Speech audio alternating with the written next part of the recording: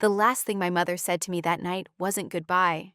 It was, "You're no longer my daughter."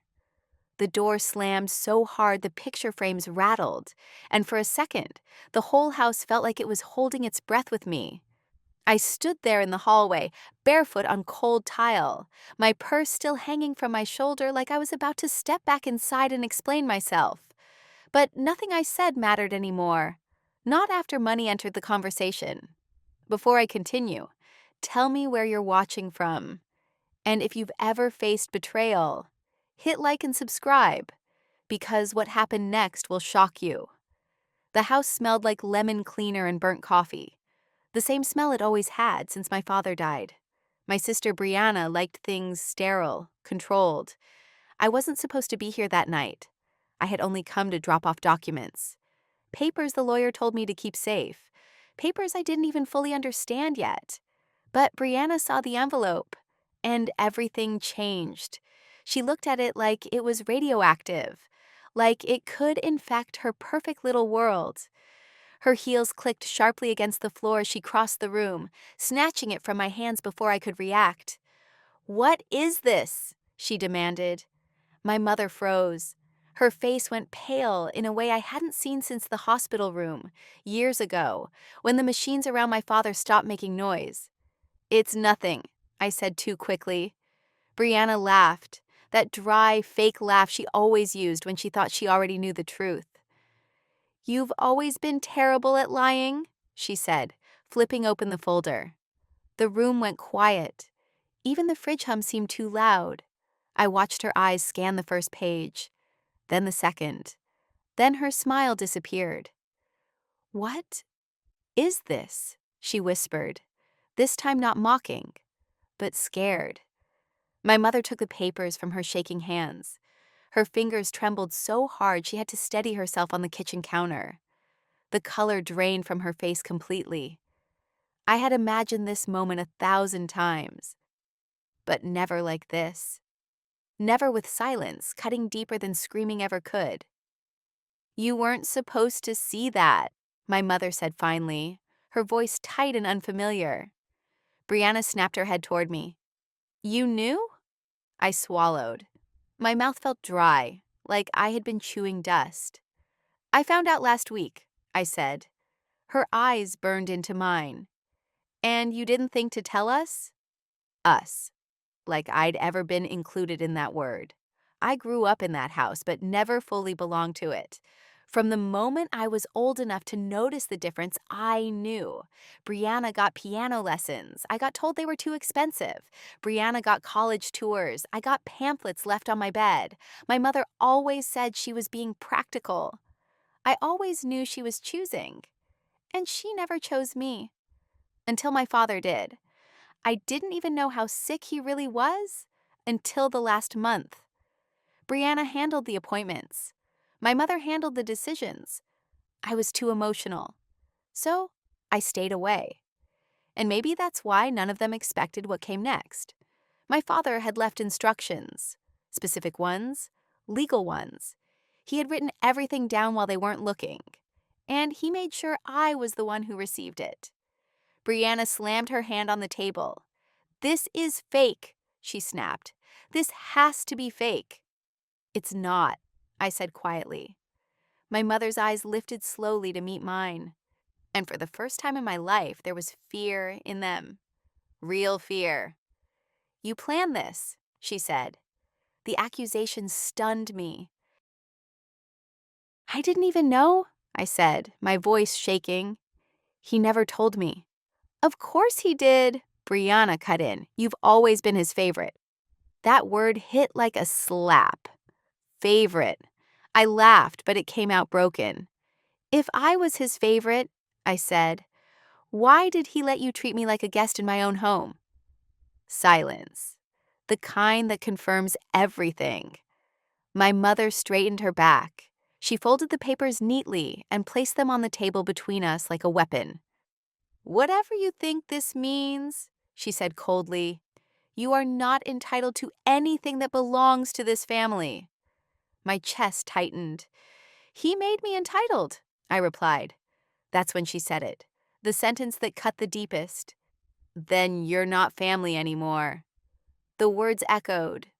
I stood there shaking as Brianna watched with something dark and hungry in her eyes. Not pain, not shock, but calculation. She already knew what she was going to do next. I just didn't. I picked up my purse slowly. My hands felt numb. I didn't come here to fight, I said. I just came to do what the lawyer told me. My mother turned away, her back stiff. Get out, she said. So I did. The night air outside was cold. My breath came out shaky, white against the darkness. I sat in my car for a long time without turning the key. My phone buzzed. One message from an unknown number.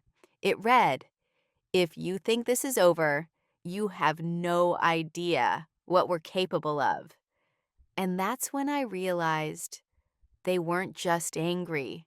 They were hiding something far worse than money, something they were willing to destroy me to protect. And the inheritance was only the beginning. I didn't sleep that night.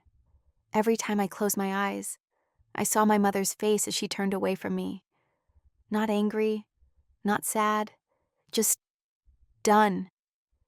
The unknown number kept replaying in my mind like a cracked record. If you think this is over. The street outside my apartment was quiet, but my chest wasn't.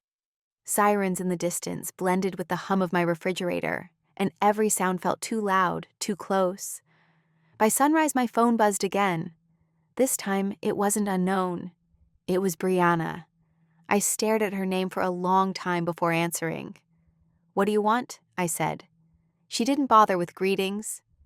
"You need to come in today." "I'm done coming to that house," I replied. A pause. Then she lowered her voice. "The lawyer called Mom." My grip tightened. And he confirmed everything," she said. "The will, the accounts, the trust." I leaned back against the wall, my knees suddenly weak. "So it's real," I whispered. "It's real," she said. "And it's a problem." For a second, I almost laughed. After years of being invisible, I had finally become their problem. "I'm not giving anything up," I said. "You don't get it," Brianna snapped. "You think this is just about money?" I stayed quiet. She exhaled sharply. "There are things tied to that inheritance, things Dad never told you." My stomach dropped. "What things?" "You'll find out soon enough," she said. "Just know, if you don't sign everything over, you're going to drag all of us down." The call ended before I could respond. That's when I knew. They weren't threatening me because they were losing money. They were threatening me because they were about to lose control. The lawyer's office smelled like polished wood and old paper, the kind of place built to intimidate people into silence. I sat across from him, my hands folded tightly in my lap. "Your father was very thorough," he said calmly. "More thorough than anyone realized." He slid a second folder toward me, thicker, heavier. "Why didn't you give me this before?" I asked. "Because he instructed me not to," he replied. "Not until after the family meeting." I opened it slowly. Bank records, property deeds, offshore account summaries, dates, signatures, transfers that didn't make sense.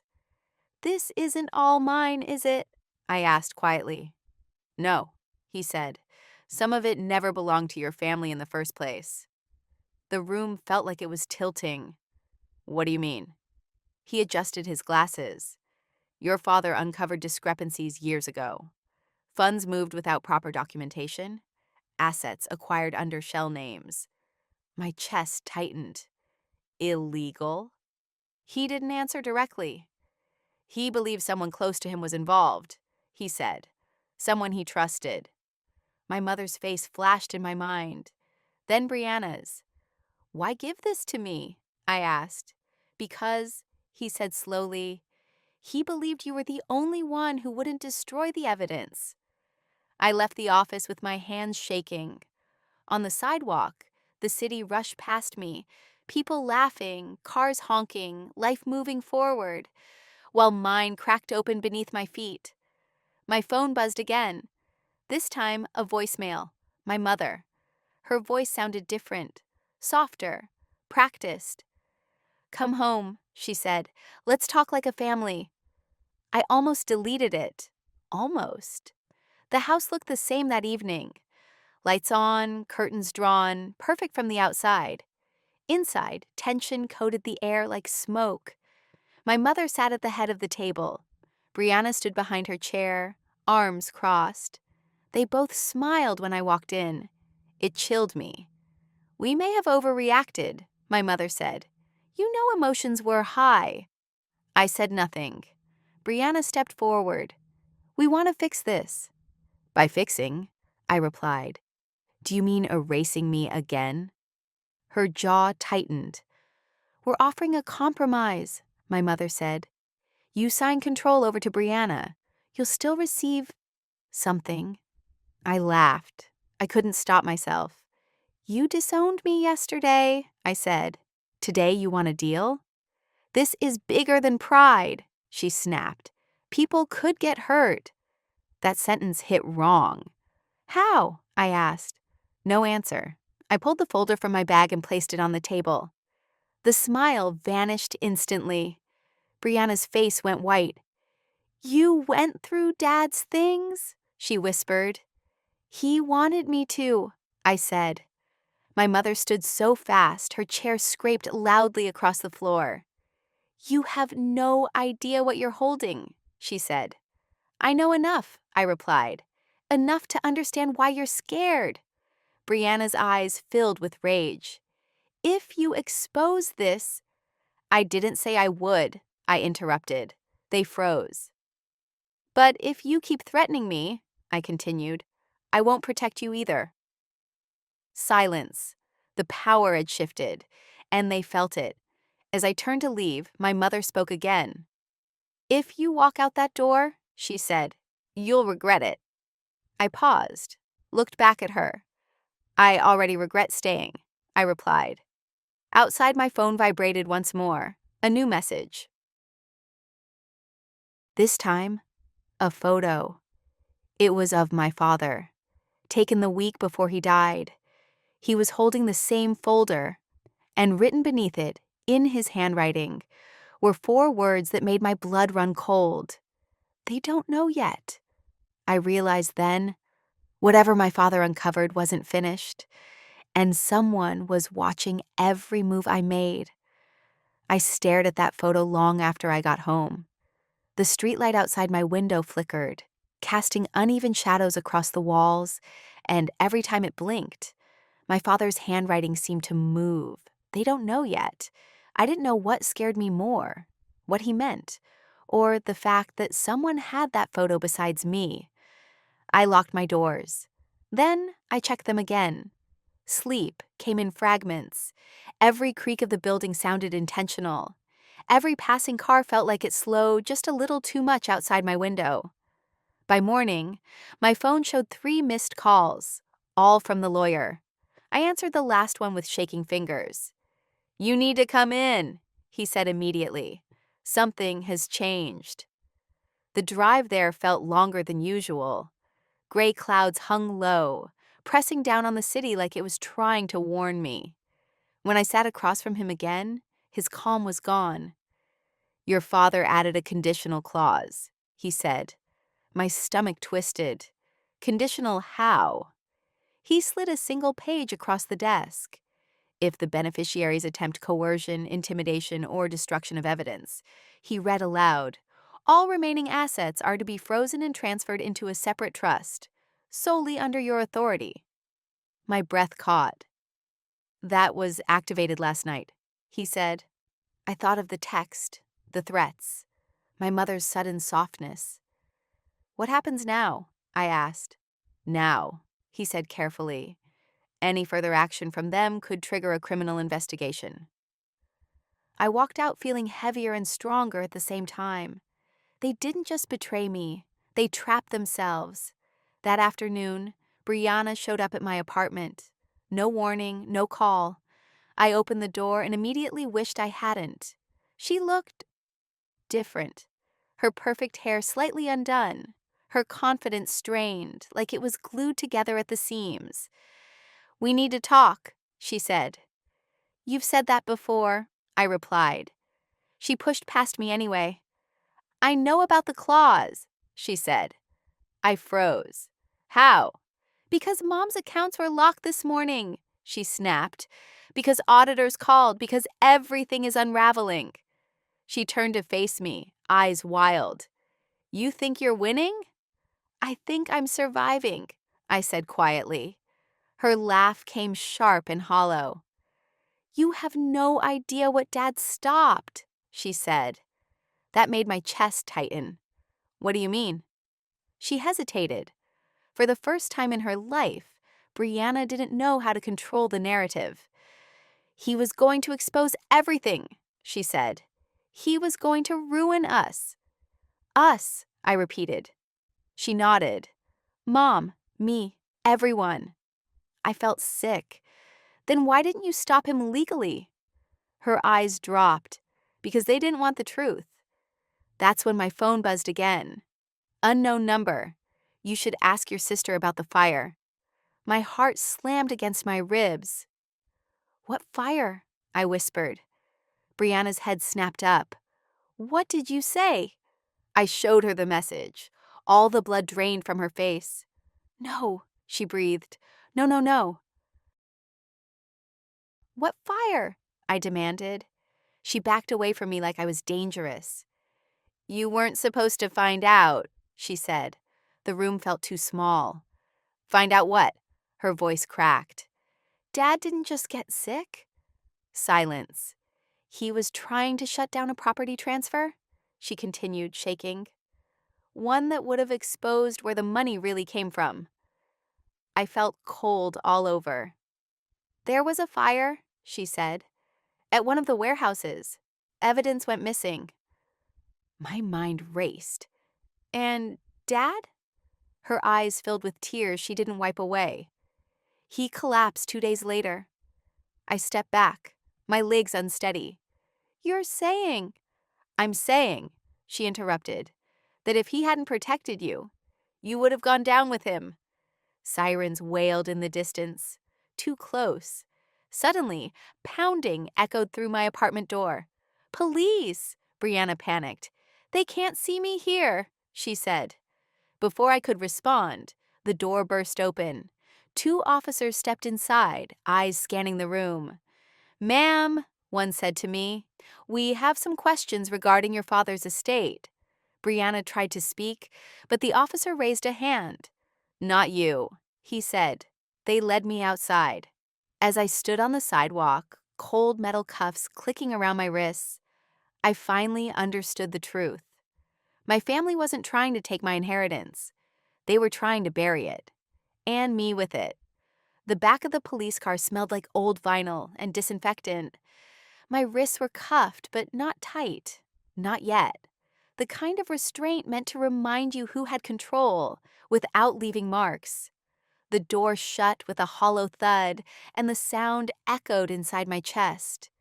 Brianna stood on the sidewalk, frozen. She didn't cry, she didn't yell. She just watched as if she were finally seeing consequences form into something physical. One of the officers leaned down toward me. "This isn't an arrest," he said quietly. "It's a conversation." I nodded, even though my heart was racing. Inside the station, the fluorescent lights buzzed overhead. Everything was too bright, too clean, too exposed. They sat me in a small room with a metal table and a recorder placed neatly in the center. "You're the sole executor now," the detective said, flipping open a file. "That puts you in a unique position." "Or a dangerous one," I replied. He didn't disagree. They asked about my father, his health, his habits, his relationships. Then they asked about the warehouse fire. "What do you know?"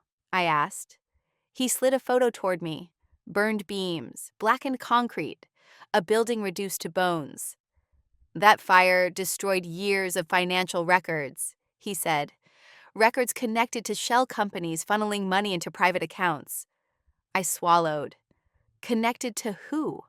He held my gaze. Your mother, he said, and your sister. The room felt smaller. When did you know? I asked. Longer than they think, he replied. That's when I understood why my father had rushed, why he had written the will the way he did. He wasn't planning an inheritance. He was planning a failsafe. After hours of questions, they uncuffed me. Stay reachable, the detective said, and don't trust anyone who suddenly wants to reconcile. I almost laughed. Outside, the sky had turned orange, the sun setting like it was closing a chapter. My phone buzzed nonstop the whole drive home. Voicemails, texts, missed calls, all from my mother. I didn't listen to them yet. When I walked into my apartment, something felt off immediately. The air smelled wrong, like burned paper. My bookshelf had been moved, drawers slightly open. The folder from the lawyer's office was gone. My chest tightened.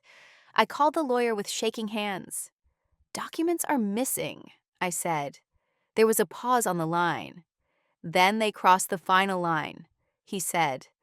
An hour later, my mother called again. This time I answered.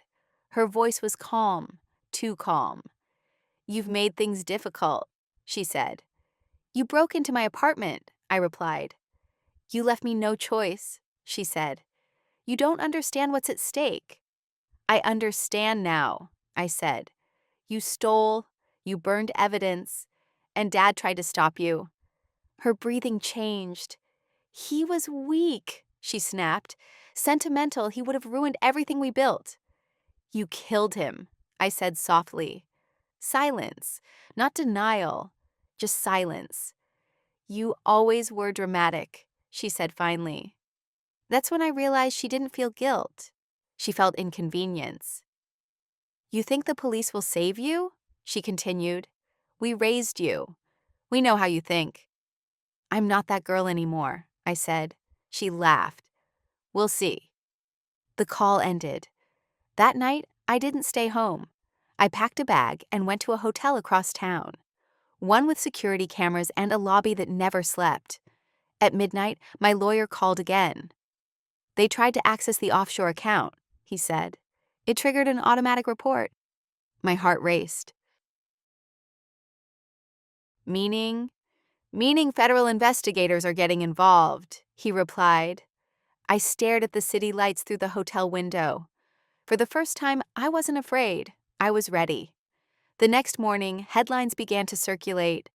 Financial discrepancies, suspicious transfers, anonymous tips. By afternoon, my mother's accounts were officially frozen. Brianna tried to call. I didn't answer.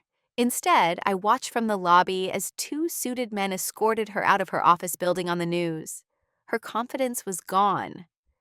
That night, my mother showed up at the hotel. Security called my room before letting her up. Against my better judgment, I agreed. She stood there in a tailored coat, posture perfect.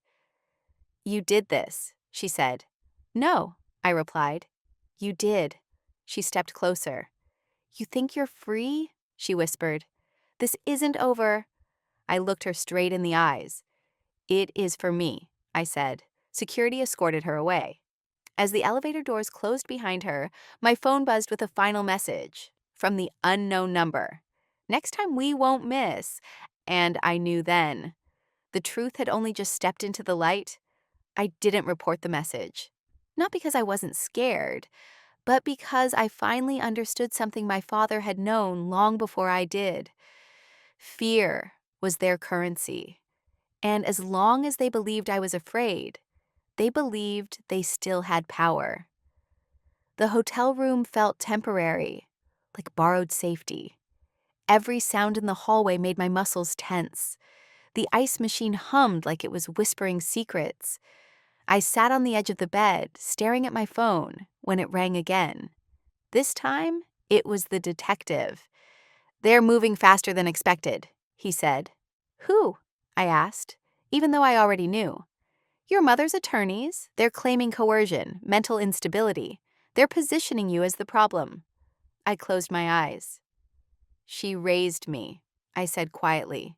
She knows exactly where to press. That's why we need you steady, he replied, and honest. I laughed once, bitter and dry. I've been honest my whole life, I said. The meeting took place 2 days later in a federal building downtown. Concrete walls, no windows. The kind of place built to strip people down to facts. They asked me to tell everything.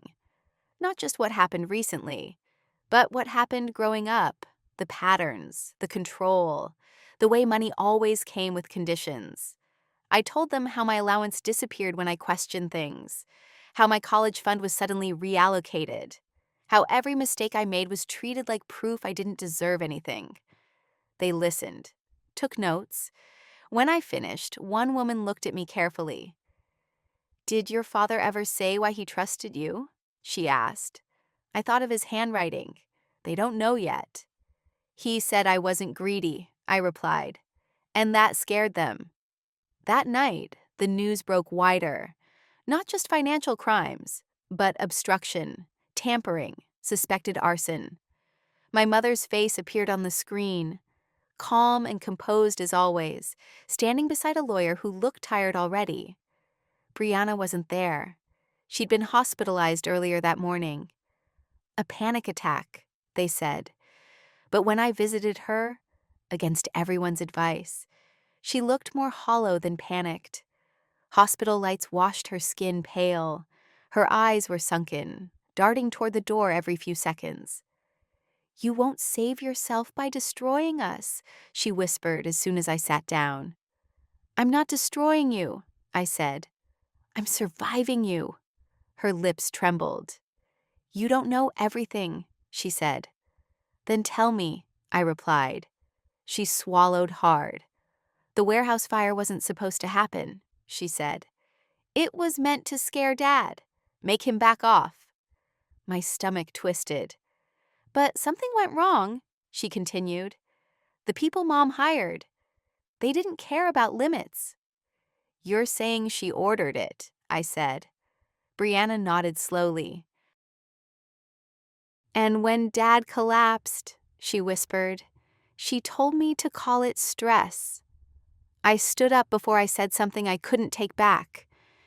"You can still tell the truth," I said. She laughed weakly. "You think she won't drag me down with her?" That was the first time I felt something for my sister I'd never allowed myself to feel before. Pity. The trial date was set quickly. Too quickly for my comfort.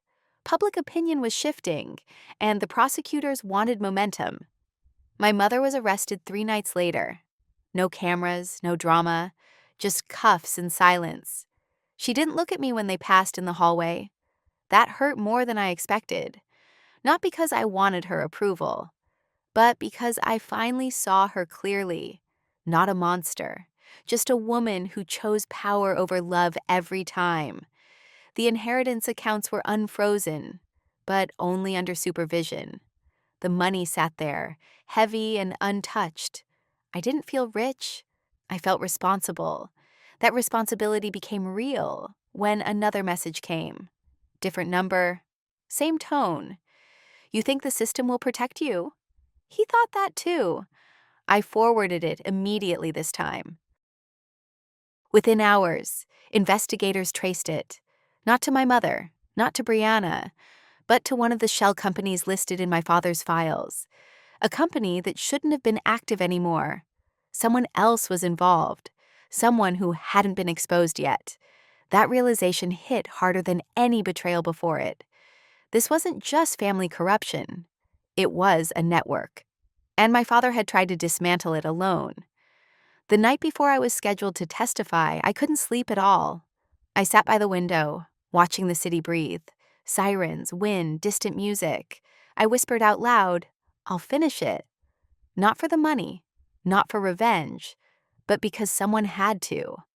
My phone buzzed one last time before dawn, a message with no words, just a location and a photo of the warehouse, taken from inside, recent, and underneath it, one sentence that turned my blood cold.